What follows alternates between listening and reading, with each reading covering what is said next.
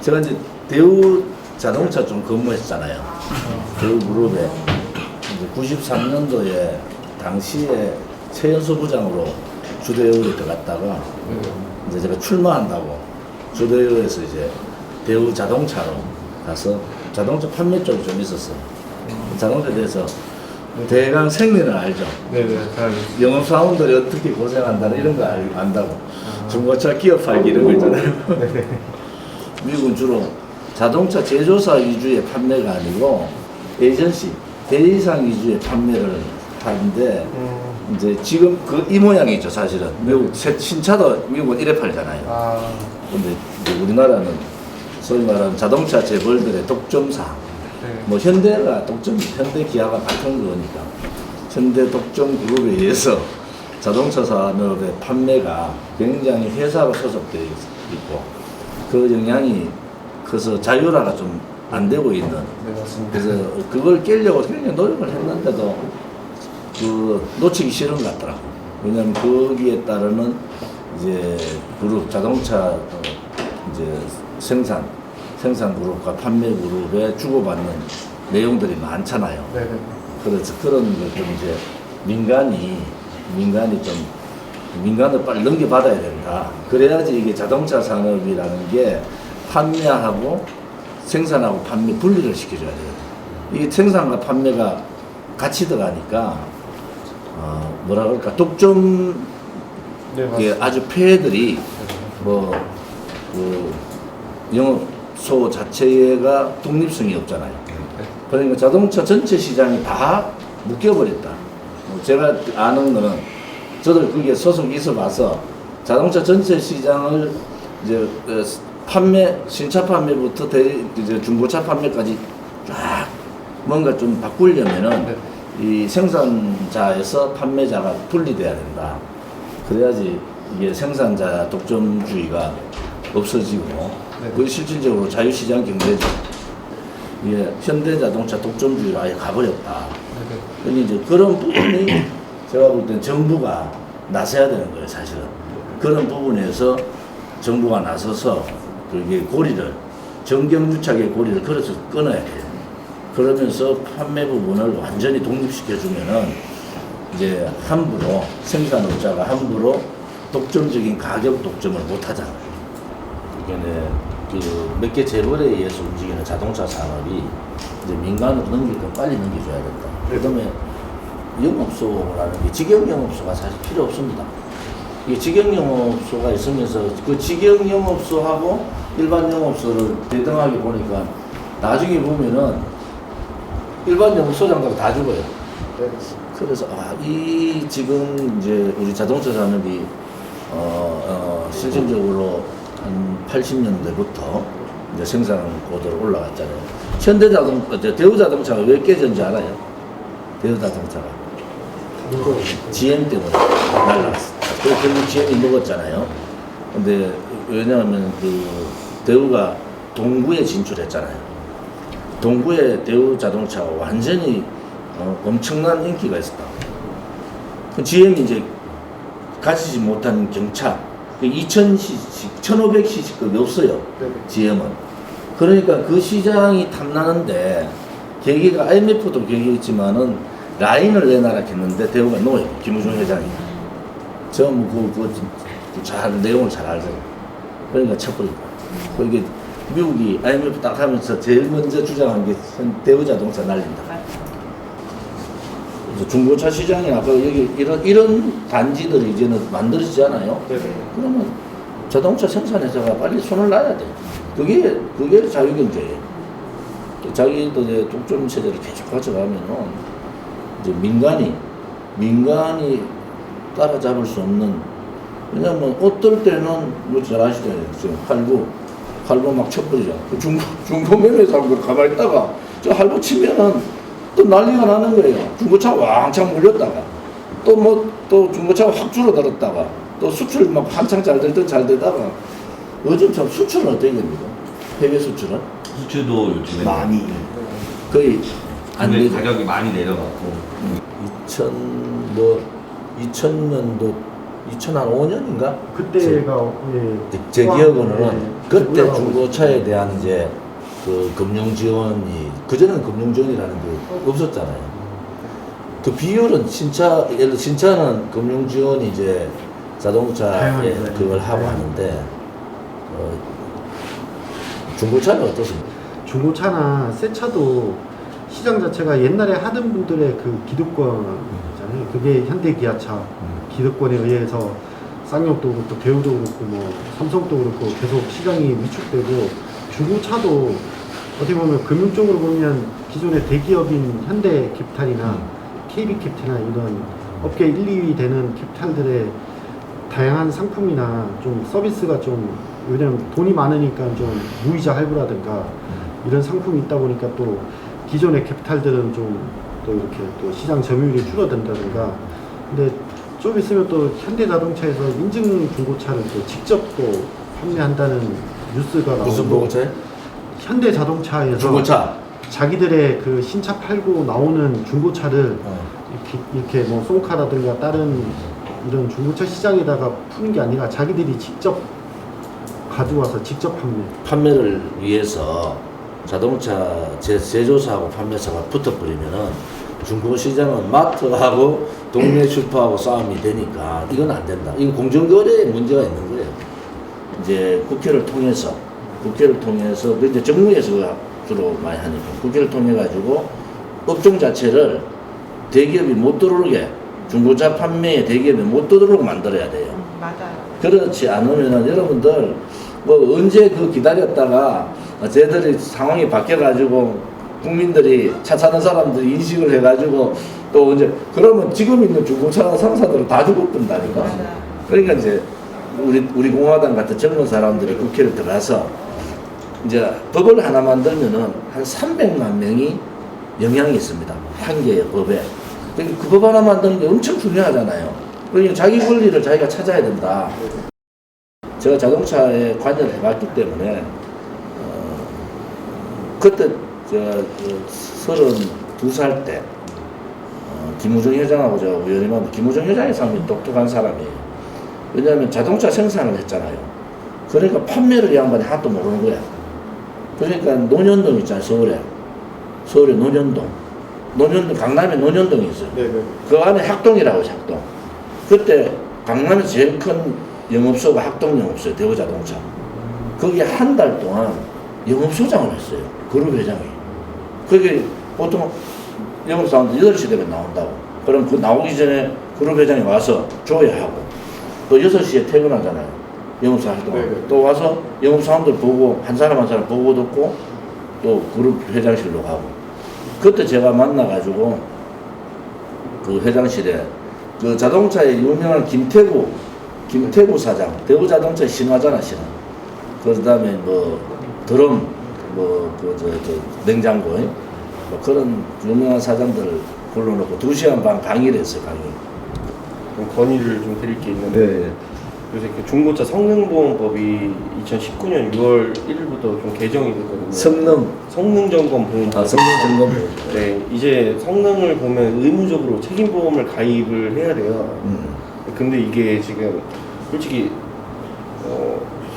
소비자분들이 이게 보험사 직영 공장만 가게끔 이렇게 제도를 좀 만들어놔서 가입도 뭐 몇십만 원씩 의무로 해야 되지만 실질적으로 차가 고장나면 보상을 아예 받을 수가 거의 없는 구조로 지금 악법으로 되어 있거든요. 아, 그래요? 네네네.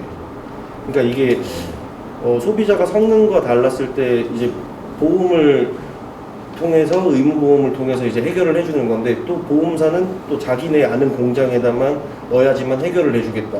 또 근데 소비자들은 그 공장은 또 예를 들어서 고장이 나면 이거 소비자 잘못이다, 차가 문제가 있는 게 아니다, 또 이런 식으로 하면 또 소비자들은 차량에 대한 메커니즘을 모르니까 그러니까 그냥 믿는 수밖에 없더라고요. 그거는 굉장히 소비자한테 네. 굉장히 피해가 많이 가는 건데. 네, 맞습니다.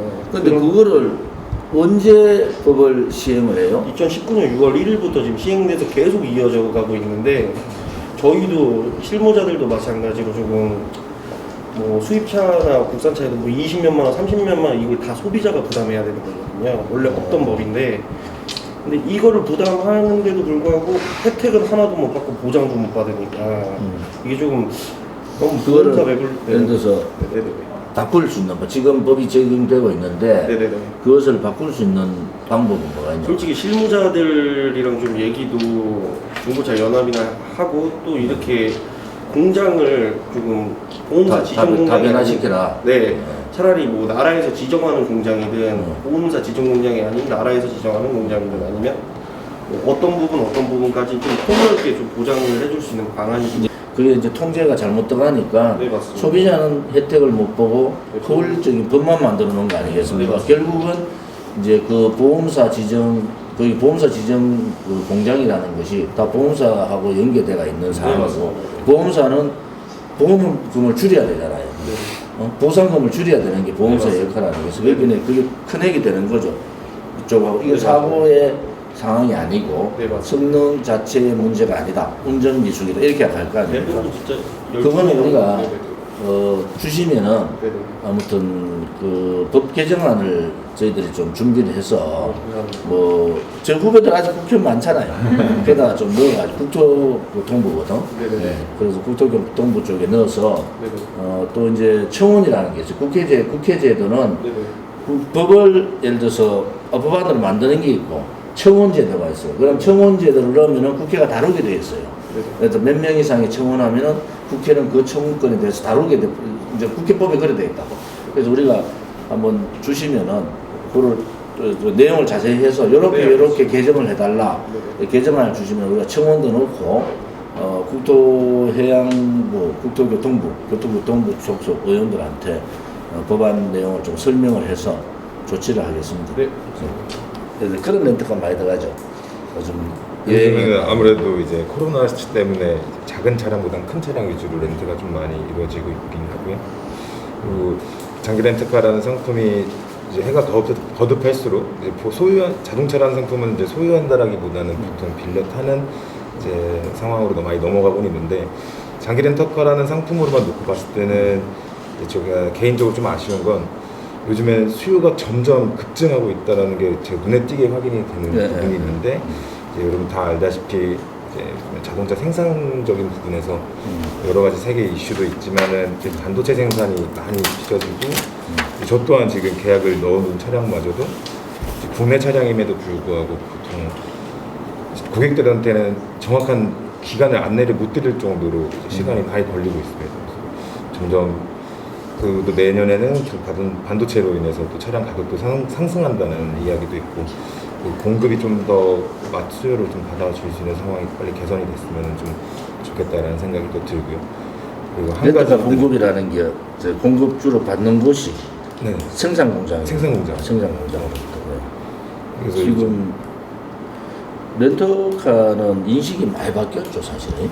네. 지금 렌터카 시장은 굉장히 앞으로도 인식이 집을 이제 갖는 시대가 아니고 전세, 월세 사는 시대로 바뀌듯이 자동차도 소유하는 시대에서 렌트하는 시대로 바뀔 가능성이 되게 많아요. 지금도 그런 제도가 많잖아요. 그래서 제가 차 살 때도 이제 보험회사 거기다가 어떤 그 차량 값을 다 주지 않고 일부에서 렌트하는 식으로 쓰잖아요. 그런 인식이 잘 되는데 지금은 아마 이제 우리 중고자동차 업계도 세 가지. 하나는 이제 물류 대란이 계속 갑니다. 앞으로. 그래서 수입하는 분들이 이제 수입 시기가 맞추기가 힘드니까 이 라인을 정확하게 계속 쥐고 갈 수 있는 방법을 찾아야 된다. 수입차는. 아까 말씀드린 반도체 값은 계속 올라가요. 왜냐면 미국이 반도체 생산하면서 삼성에 대한 압박을 주는 것과 동시에 반도체 시장 가격이 계속 올라갈 수밖에, 수요가 줄 수밖에 없는 상황이다. 그 다음에 이제 유류값. 유류값은 기름값은 러시아나 그래서 미국이 잡을 수 있는데 안 잡습니다. 다 정치적인 이유가 있어요. 그럼 미국은 의회에서 이제 좀 우리가 가지고 있는 비축 유류, 풀자 이런 쪽이 있는데 아무튼 정부는 아직 풀식이 아니다. 뭐 이렇게 지금 대응하고 있어서 유류값 문제는 중동 문제하고 맞물려 가지고 당분간 계속 오를 가능성이 있다. 그래서 우리 쪽에서는 이제 그 유류세에 대한 인하 이런 부분 좀 검토하고 있거든요. 그래서 이제 전반적으로 자동차하고 관련되는 이 세 가지의 세계적인 경제 상황이 내년도 상반기, 그러니까 내년도 6월 달까지 계속 지속될 가능성이 있어서 거기에 대한 대비를 좀 하셔야 돼요. 특히 이제 전체 대단히 단지에서 이런 데서는 이 세 가지 문제가 자동차 판매, 그러니까 렌터카나 또 중고 자동차에 미치는 또 보험 이런 데 미치는 영향을 좀 분석을 해가지고 대비를 좀 해야 됩니다. 자율성을 보장하려면은 아무튼 대기업의 횡포, 독점주의를 막아야 돼요. 그래서 제가 얘기하는 것은 아무튼 우리 공화당은 이제 보수의 적통 정도, 우리가 뭐 거부 뭐 이런 건 아니고 젊은 사람들 다 똑똑하고 뭐 우리가 경찰한테 맨날 두드리 맞는 거부가 됐어요. 그거는 폭력을 유발하는데 굉장히 앞서 있습니다, 사실은 이 생각에 있어서는. 그래서 종합적으로 이렇게 이제 자동차 독점주의, 재벌 독점주의에서 이 판매 부분, 아까 얘기했던 리스라든지 렌트카라든지 이런 부분을 빨리 독립시키자. 그렇게 위해서는 어떠한 법들이 선행돼야 되는 게 있습니다. 그거에 대해서 저희들이 종합적으로 한번 리포트를 좀 만들어서 보내드릴게요. 우리가 생각하는 것은 이렇게 대비해달라. 아까 말씀하신 그런 법을 주면은 우리 공화당은 이렇게 앞으로 자동차 정책을 쓰겠다. 자동차 판매, 생산, 그 다음에 중고 자동차, 렌트카 포함해서, 그 다음 리스라든지 이런 거 다 포함해서 이렇게 가겠다라는 것을 좀 만들어서 저희들이 종합편을 하나 만들게요. 자동차 독점 시대에 벌어질 수 있는 피해를 다 나열해 놓고 이 독점의 고리를 어떻게 끊을 거냐. 기본적인 거는 생산과 판매를 분리시키는 거예요. 이제 판매상부터 또 이제 직영제도를 없애버리면은 판매상부터 변해요. 판매상. 그러면서 판매상하고 이제 자동차 중고상이 자기 기반으로 올라올 때까지는 정부가 관리를 해야 됩니다. 안 그러면 여기는 약하기 때문에 또 무너져요. 그러면 또 무너지면 그룹들이 또 들어온다고. 봐봐라, 안 되잖아. 그런 부분들을 해야 될 게 정치입니다. 이제 국토해양부에서 이게 얼마나 큰 일이에요, 교통부가. 그래서 이런 부분을 좀 관심 가지고 할 수 있도록 저희들이 한번 노력해 보겠습니다.